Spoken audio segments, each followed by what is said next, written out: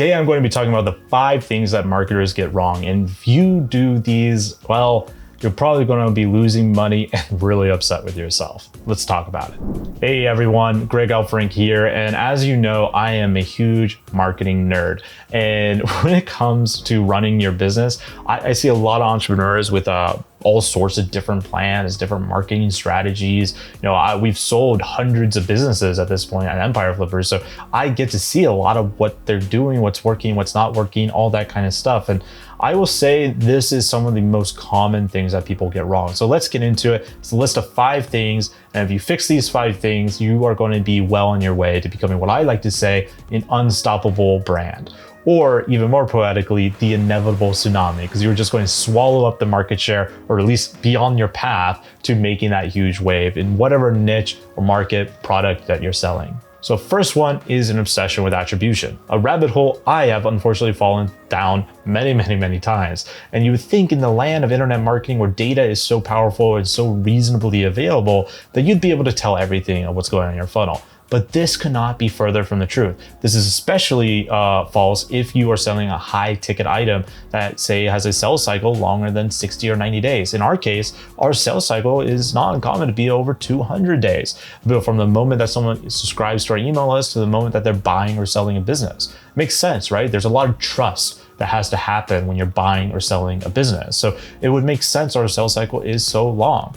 Now, you most likely have a much shorter sales cycle than me, so this won't be as bad, but the longer your sales cycle goes, the worse your attribution software is. And the other thing about attribution is it's always wrong. It's never 100% accurate. I did a YouTube video a while ago about my $23 million webinar. This was a webinar I put on, and HubSpot said, I personally influenced $23 million worth of deals sold on Empire Flippers during the course of that webinar.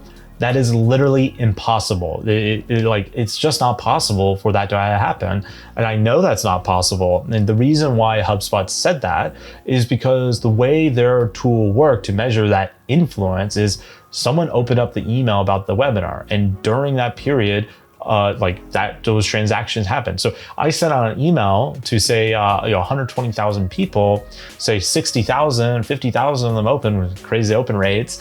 And now any deal that they did, my webinar influenced them. They might not even been on the webinar. They might have just looked at the email, probably just skimmed it, spammed it, whatever, right? So that webinar was completely false on that $23 million deal. Now I did get, I think if I remember right, about $2 million submitted on that webinar. But even that wouldn't account for the $23 million because the webinar was about submitting your business. So if someone submits a business that's $2 million, that's not revenue for us. That's potential revenue for sure, but it's not revenue till we actually sell that person's business, right? So this is a great example of how marketing tools can lead you astray. And a lot of entrepreneurs, and this is especially true if you start having a team, like a marketing team underneath you, they want the numbers. Give me the direct attribution. Tell me what's really going on. And sometimes the marketer just shrugs their shoulders and they're like, WTF, what am I paying you for? And the thing is, you're paying that marketer not to tell you the fantasy that the marketing tools are reporting to you, but rather to read the throwing of the bones that the marketing tools are giving them to tell you the truth of what's happening. For example, if you look at our Google Analytics, we actually have custom goal events set up. Now, when someone reads our blog and say they register as a user, they verify their liquidity as a buyer, and they unlock a business, there is a very good chance I will never see that happen on my blog, because in order for that to happen, it has to happen within that 30-minute session. Because most custom events are based off of like a 30-minute session or a 24-hour kind of cookie deal, right? So if they read that blog post and then 3 days later, because of that blog post introducing them to EF, they come back to our home page and now they register, that doesn't count as attribution for the hard work my team put into creating that blog. It counts with every marketer's most hated metric, direct traffic, that you can't look deeper into what is going on, but it's probably something like that. So some ways you can get around this is, in this example, if I see I have a blog post and we have gotten, say, a few seller submissions from that, I know just based off numbers and looking at marketing tools for so long that the real number of true seller submissions that have come from that blog post is probably a lot higher than what my analytics is telling me, because it's very rare, at least in my industry, where someone just like reads a blog post like, yep, going to sell my $2 million business. It can happen. I've seen it happen, but it's super, super rare. So if I was just relying on my Google Analytics to tell me how effective our content marketing strategy is, it would be terrible. It's not giving me the full story. So you want to look at multiple different marketing tools, your CRM, your analytics, your search console, all that kind of stuff, your Facebook ads, Wicked Reports if you use that. We just started using Wicked Reports and I find it a very fascinating tool. And you want to collate all of this data together to build a much more reasonable picture that's going on. And even with all these tools at your disposal, you're probably at most going to be 80% accurate with your attribution. And that's a really good accuracy in my view from what I've seen with other entrepreneurs as well. So that's my long rant on attribution. Don't get obsessed over with it. Instead, focus on productive marketing rather than getting too deep into the analytics. The analytics, like once you get bigger, I do recommend hiring someone who is an analyst, a marketing analyst. We're actually hiring that right now. There, you can check out, I think the job will still be available by the time this video comes out. So check out our career board. I'll link it down below. If that's you, please come on board. But that only really matters when you get bigger and you have the luxury to be able to do that. Until then, just focus on productive marketing more so than reports and try to understand what is happening between the lines of data that your tools are giving you. So I just realized I combined 1 and 2 into that attribution rant. So just to recap, 1 is an obsession with attribution. Usually it's going to be a waste of time for you. And 2, listening to your marketing tools when you should really be listening to yourself and using your marketing tools as kind of guideposts. So I just want to clear that up as we move into tip 3 to avoid, mistake 3 rather. And that mistake is realizing that marketing is not a one channel only thing.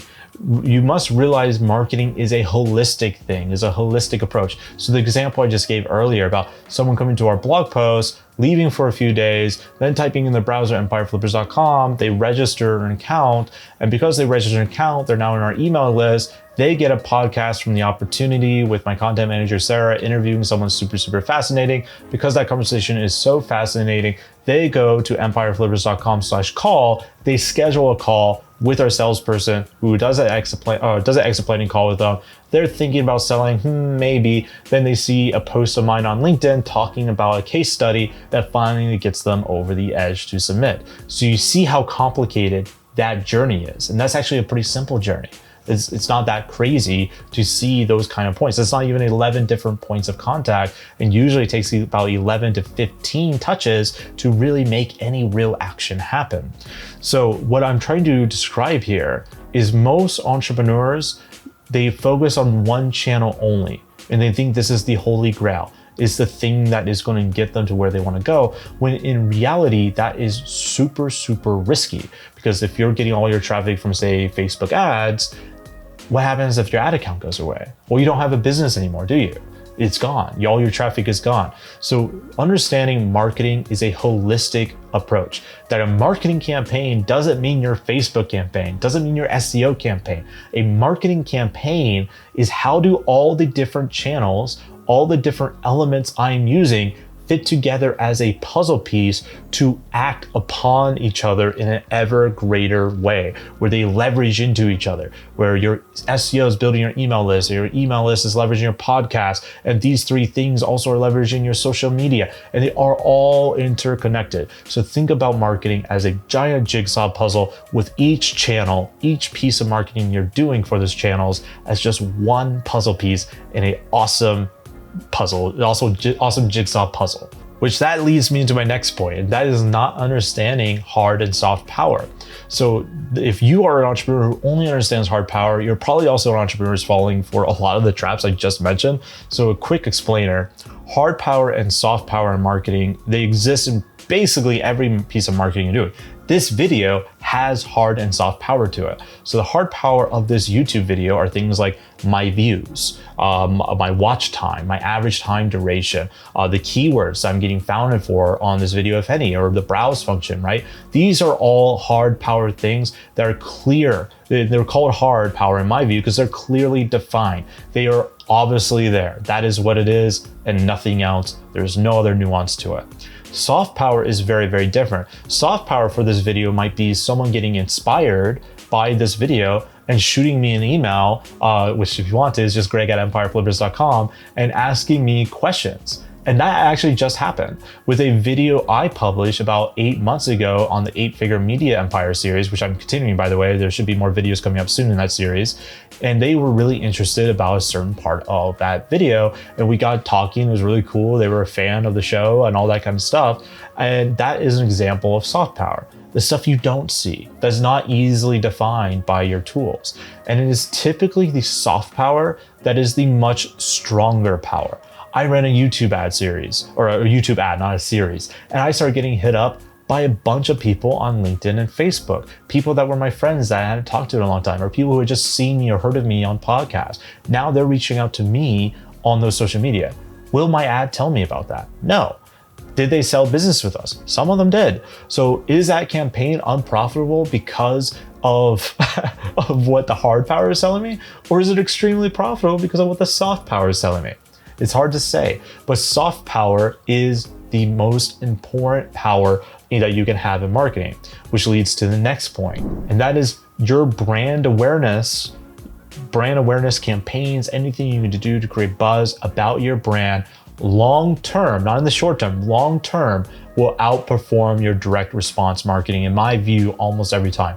If you're building a real brand, direct response marketing is extremely important when you first get started because that kind of gets the wheels turning, gets your first few businesses. It's usually pretty hard won to make that funnel work, but it's extremely important. And most marketers and entrepreneurs, once they have one that works, they just focus on creating another one and another one and another one.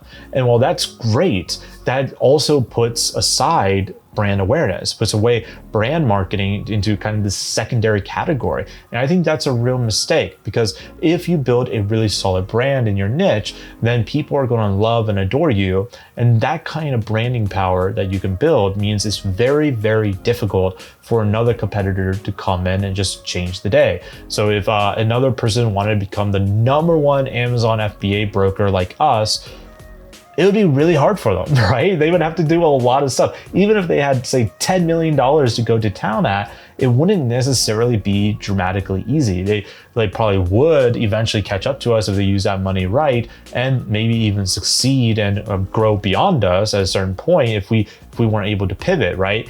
But just because they have that $10 million doesn't mean they're going to be able to do that in the first year or in the first 2 years. It's something we're going to be able to handle and see for a long time coming, long before they ever overshadow or overtake us. So the writing on the wall, so to speak, which will give us the opportunity to change and become better and all that kind of stuff. And this is because of our branding, because of our content, because of the soft power of marketing.